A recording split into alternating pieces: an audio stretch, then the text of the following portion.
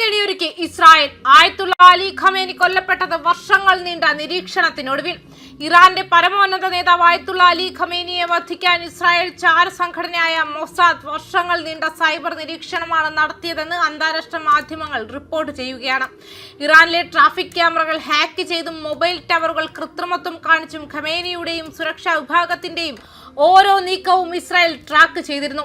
ഇത്തരത്തിൽ ശേഖരിച്ച ദൃശ്യങ്ങളും വിവരങ്ങളും ഇസ്രായേലിലെ രഹസ്യ സെർവറുകളിലേക്ക് കൈമാറി വിശകലനം ചെയ്താണ് ആക്രമണത്തിനുള്ള പദ്ധതി തയ്യാറാക്കിയത്.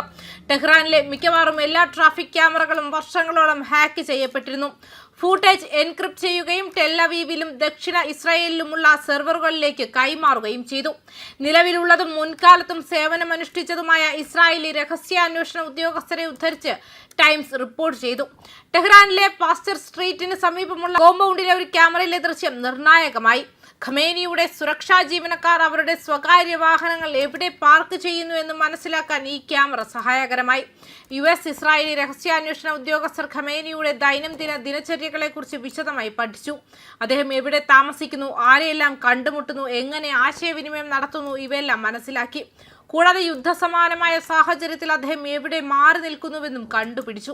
ഖമേനിയുമായി കൂടിക്കാഴ്ച നടത്തിയ മറ്റു മുതിർന്ന രാഷ്ട്രീയ സൈനിക നേതാക്കളെയും അവർ ട്രാക്ക് ചെയ്തിരുന്നുവെന്നും CNN റിപ്പോർട്ട് ചെയ്യുന്നുണ്ട്. ശനിയാഴ്ച കാലത്ത് കൂടിക്കാഴ്ച നടത്താൻ ഖമേനിയെ ഉൾപ്പെടെയുള്ള ഉന്നത ഇറാനിയൻ ഉദ്യോഗസ്ഥർ നിശ്ചയിച്ചിരുന്നു.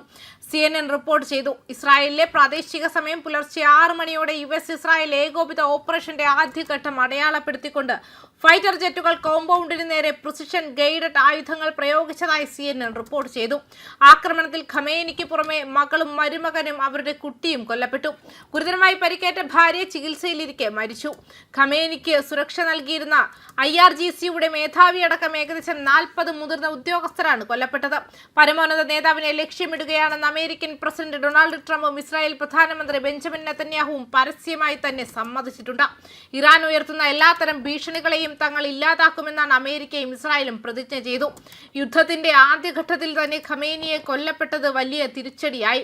കൂടാതെ ഖമേനിയുടെ കൊട്ടാരത്തിന് പരിസരത്തെ 1 ഡസനോളം മൊബൈൽ ടവറുകളുടെ നിയന്ത്രണം ഇസ്രായേൽ ചാരന്മാർ കൈക്കലാക്കിയിരുന്നു. ഇത് നേതാക്കളുടെ ആശയവിനിമയങ്ങൾ ചോർത്തുന്നതിനും അവരുടെ കൃത്യമായ സ്ഥാനം മനസ്സിലാക്കുന്നതിനും സഹായകമായി. അമേരിക്കൻ രഹസ്യാന്വേഷണ വിഭാഗത്തിന്റെ സഹായത്തോടെയാണ് ഖമേനിയുടെ ഓരോ നീക്കങ്ങളും ഇസ്രായേൽ നിരീക്ഷിച്ചിരുന്നത്. ഖമേനി എവിടെയൊക്കെ താമസിക്കുന്നു, ആരെയൊക്കെ കാണുന്നു, ആക്രമണ ഭീഷണി ഉണ്ടാകുമ്പോൾ എങ്ങോട്ട് മാറുന്നു തുടങ്ങിയ കാര്യങ്ങൾ അമേരിക്ക ഇസ്രായേൽ ഇന്റലിജൻസിന് വ്യക്തമായ അറിവുണ്ടായിരുന്നുവെന്നും CNN റിപ്പോർട്ട് ചെയ്യുന്നു. ഖമേനിക്ക് പുറമെ മറ്റ് മുതിർന്ന ഇറാനിയൻ നേതാക്കളെയും സൈനിക ഉദ്യോഗസ്ഥരെയും ഇത്തരത്തിൽ ദീർഘകാലമായി അവർ നിരീക്ഷിച്ചു വരികയായിരുന്നു.